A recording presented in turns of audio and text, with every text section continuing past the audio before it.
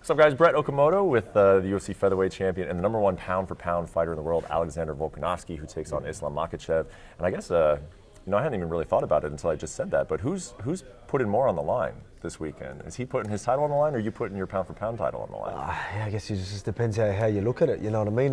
Again, for me, obviously that's cool, yeah, you want all these things and all that type of stuff, but, that's what a lot of people are like, oh, yeah, why are you doing this? And like expecting someone to protect, that pound-for-pound spot and all this type of stuff. And like we go out there and we always plan on winning. Like, you know what I mean? Like, I just don't get like why people wouldn't want to challenge themselves and all that type of stuff. But for him, obviously, I think his belt's on the line. So that's how I look at it. I want that belt. I'm sure he doesn't want to lose it. So, I obviously don't want to lose that pound-for-pound number spot. But I mean, just me losing's bigger than losing that pound-for-pound spot. You know what I mean? So that's, again, losing's 4 steps back for me and my family, and that means more to me than a #1 pound-for-pound spot. Yeah, it's cool. I love it, but at the same time, I just refuse to lose, period. Well, it's interesting because you definitely can look at it two ways, that you are taking a risk by moving up in weight, challenging a guy who's a bit, obviously there are weight classes for a reason in this sport, or you can look at it as a massive opportunity. I think obviously you look at it as an opportunity. 100%. Do you see risk in it though? I don't know. Well, risk, like, every fight's a risk. Yeah. Is it a challenge? Yeah, 100%. But I mean, like, the way people sit there and talk to me about that, and like, it's just like, what? Like, if no one had challenges themselves? I don't, excuse my friend, sorry. Yeah. No one challenges them, it blows me away. It's like, it's, everyone just wants to, how do you, like, that's not how you get better. Right now, for me taking this fight and this opportunity, it was an opportunity for greatness, obviously, but not just that, it's an opportunity to get better. And I always told you, drive to be better, and I've always said that type of stuff. And trust me, as soon as this fight was announced, I'm moving up, and I need to get stronger, I need to do this. You just start, you just get better. So right now, I'm a better fighter than I was because of this. So this is the opportunity. And a lot of people, again, like this, everything in life, if you want to be successful, you need to challenge yourselves. You need to put yourself in these sort of positions. But again, if there's anyone that can put themselves in a position like this, step up and do all this type of stuff, a lot of people are like, oh, as if I'm not the guy to do it. You know what I mean? I've got all the right stuff. What's made me a champion? When you talk about, obviously the work ethic, the ticker, the heart, like you name it, all that type of stuff, that's what you need that's what you need in these positions. Like a lot of people are the underdog and all that type of stuff. If you're getting money on me like that, you take that, because I'm the guy that can, you know what I mean? You're I'm the guy, encouraging people to put some money on Alexander Vulpinowski. Well, that's yeah? the thing, right? Like, if there's anyone that can do it, it's me. Like, you know what I mean? I'm that type of guy. I'm that guy with that fight IQ. I'm not going to give up. I'm going to fight for every single centimetre, you know what I mean? Like every millimetre. So to count me out is just foolish. And I can't wait to go out there and shock the world, because that's what it looks like. A lot of people, are like, man, what's he doing? Oh, cool, it just makes my victory even bigger. I mean, this is what sports is about. It's about achieving greatness. 100%. It's about going for the impossible stuff. And I see it, and I think that the people in this fight game see it. Do you feel like what this is, what this represents, what you were trying to achieve, that people are paying enough attention to it, or do you wish that maybe there was like a higher buzz, or do you think that there is enough buzz on this fight? Oh, I mean, there's enough buzz. Like, obviously, you heard like some people saying that. I don't believe that. We're in Australia, we're buzzing. Yeah. I know it's massive here. Yeah. I don't know what it's like in Dagestan or whatever, like, you know what I mean? But for here, we're buzzing. Like, we sold it out in seconds.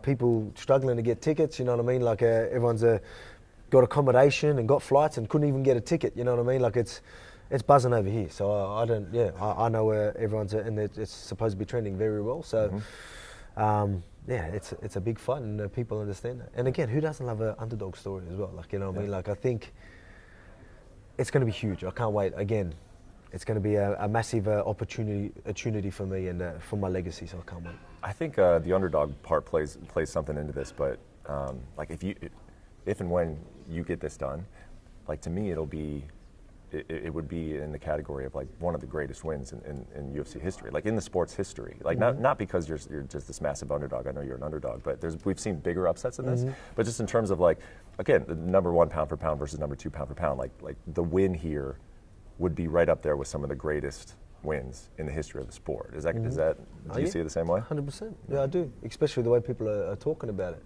which is good, and that's.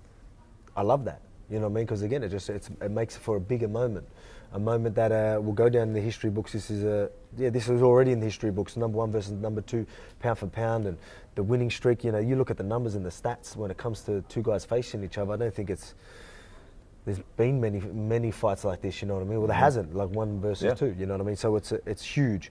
And then the fact that one's an underdog and, you know, I'm going to go out there and get my hand raised, you know what I mean? It's just huge. That's what we're talking about, opportunity, right? This is a massive opportunity, and this is a fight that, this is going to be the defining year of my legacy, definitely. And it starts off this weekend. Sitting here on a Wednesday, do you allow yourself to, because you did mention it to him when you had the opportunity, when you guys talked to DC, hey, make weight healthy. Is that on your mind at all? Like do you have any nerves, any anxiety about just like, man, I really hope that like nothing happens this week? Well, that's what I mean. Like, yeah, I just want him to make weight comfortably. You know what I mean? It's just, obviously we know he cuts a lot of weight and all that type of stuff. Yeah, you know, you see him smirking in the interviews and all that. This week you won't be seeing him smirking. You're going to see him struggling. He's going to be fragile. But we just hope he makes weight. You know what I mean? Again, yeah, that's why I said it to him. You know what I mean? Like, oh, I can see you smirking and all that type of stuff. It's like, oh, we'll see fight week when you're struggling and you're cutting weight and all that type of stuff. And then we'll see in the octagon if you're still smirking after a few seconds.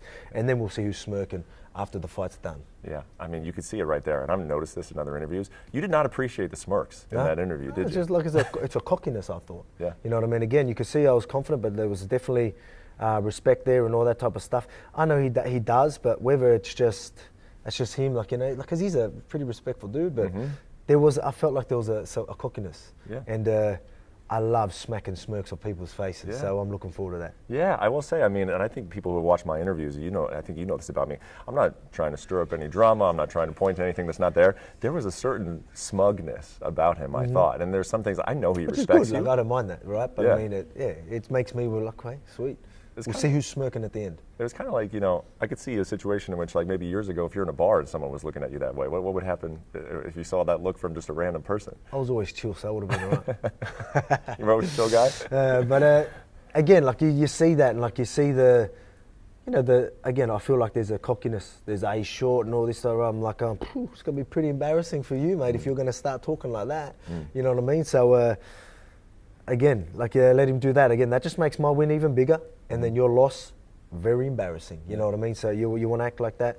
Again, he's probably not meaning to disrespect, but that's a little bit how I'm sort of taking that smirk and that cheekiness. You know, and again, you know, maybe that's just me trying to fire myself up. You know what I mean? Because I like to do that. You know, because I never used to do that. You used to do that, but in the last few fights, I'm like, you know, trying to find things that really fire me up, and that's fired me up. So. Can't wait to smack the smirk off his face. So it actually does. It actually does something. It just maybe makes the training easier. It gives you a little bit more motivation. It gives you an edge, or is it just something to kind of talk about before the fight, but it doesn't really have an impact on anything? No, like it gives me. Like, again, I always was the type of guy to stay composed and calm and all this type of stuff. I always felt good there and all that type of stuff. But then I'm in such a good position now with where I'm at, my fight IQ and my composure and all that, that when I do have that extra fire, I'm on. You know what I mean? I can control that so it just adds to my performance. You've seen that in my last one. I was like, I need to fire myself up.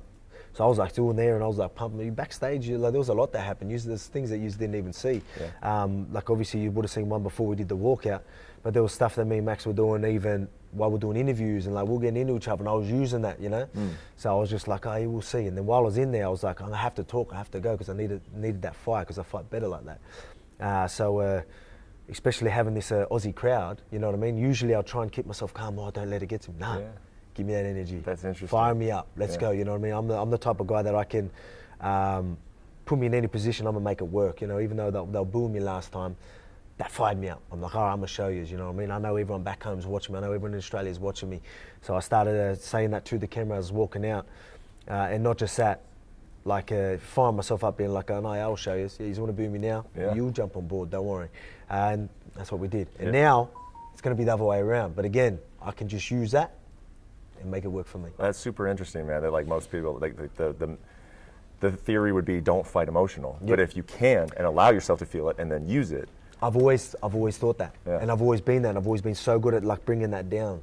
And then, you know, when I was at Fight Island, no crowd and all that type of stuff, I tried doing the same thing. And I was just, I was just walking, you know, just chilling. I was like, man, I got to, you know, and that's why after that, the Ortega fight, I was like, you know, firing, you know what I mean? And gave me a whole heap of energy. And then I felt like I chilled a little bit with the zombie one, but it obviously still went really well. But then in the Max one, that fight, and then I've just come to realize that I'm better a little bit emotional. You know what I mean? Because I'm so good at controlling it. I'm so composed anyway. I still see everything. So it just gives me that sharpness. My eye, everything's just on when I get that. Is emotional the right word? I'll just say fired up. Yeah. When do you think you'll see some of that? I mean, you've been saying that he's going to panic shoot on you. When do you think you'll start?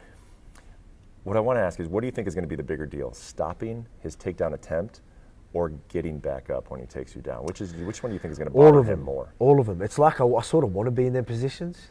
So like it's like obviously just stopping them, just stop it and then just towing him up on the outside. But I mean, it'll be good if I think it'll be good for the story, because I've been saying that. And I'll be like, again, I'm the type of guy, I'll prepare for the worst. That's it. A lot of people are saying I'm expected to take down, because I have to have that in my head to prepare properly.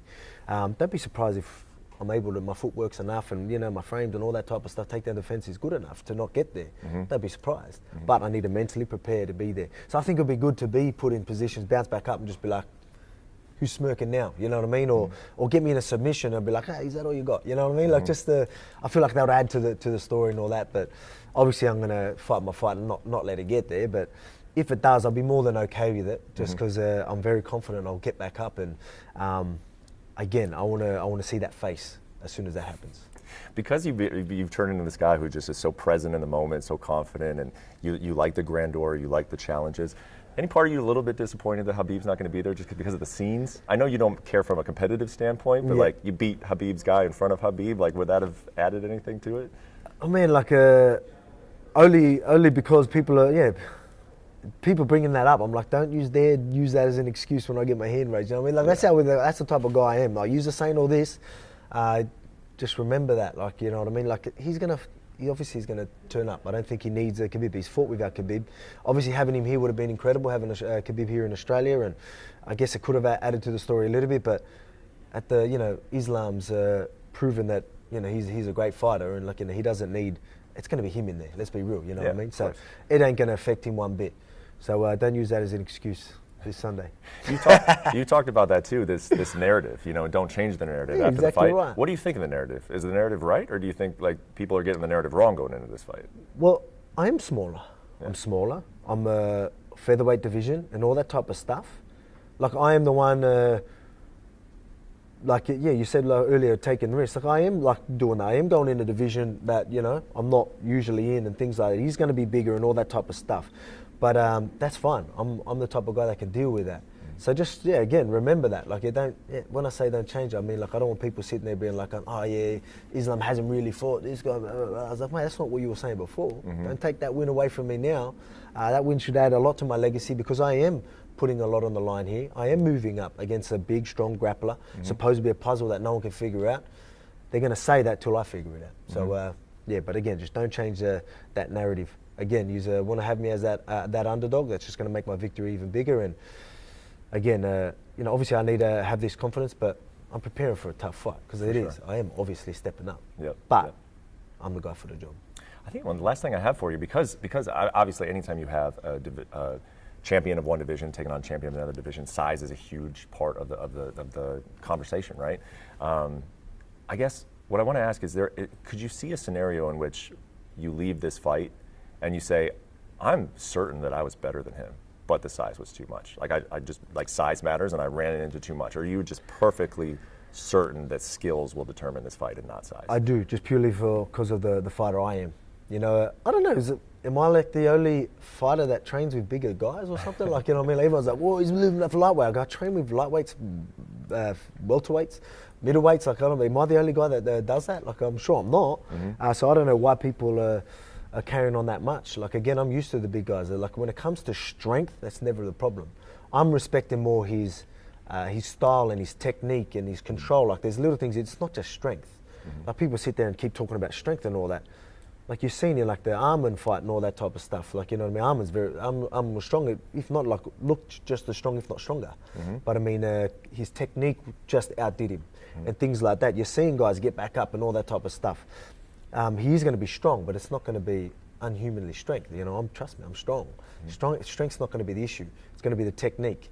But we understand technique. We understand details of everything. So that's what I'm looking forward to surprising people with. You know what I mean? Because again, a lot of people are going to bring it down to the strength and size, but I look a lot deeper than that. I think it's a lot more than that. But hey, you can use that as a narrative. Sweet, just makes my victory bigger. So I'm all good with it. Yeah. Well, you know how much of a fan I am of this sport, obviously, and like this does not happen. Number one versus number two, pound for pound, man. I cannot wait. In your home country, Australian crowd. This is going to be one of the best nights of the year, dude. I'm very much looking forward to it. Thank you. Pleasure Appreciate speaking to you this week. Thank you.